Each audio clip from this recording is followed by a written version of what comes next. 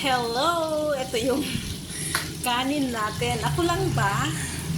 Kasi sabi ko, ayaw kong masira yung kamote. O, ayan. May kamote tayo. Sinama ko sa sinaing. So, ito.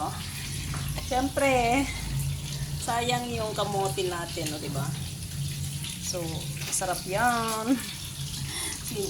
Ako lang ba gumagawa nito? Maglagay ng kamote sa sinaing. Parang dessert mo na yan eh. O, diba? Tapos ang dami mo pang kumain ng kanin. May kamote ka na nga, Nelda. So, ayan. Ang ating breakfast. So, ayan guys, ang ating breakfast.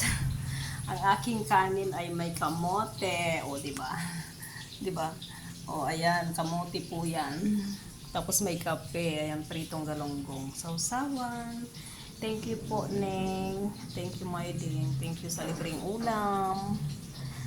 God bless you more. Thank you, God, for the everyday blessing.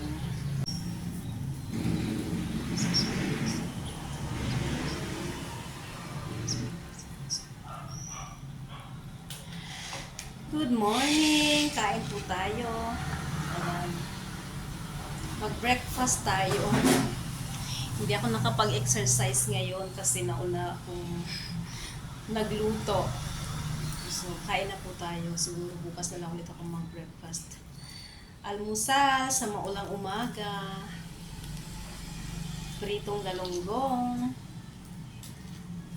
Tsaka may kamuti ako dito. Ayan, sino bang katulad ko naglalagay ng kamote sa sinaing? Kain po.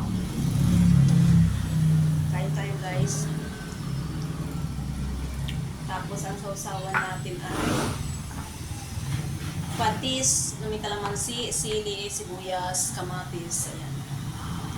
Paminsan-minsan guys, kumain kayo ng sibuyas na sariwa. Kasi para matanggal yung mga toxin natin sa katawan.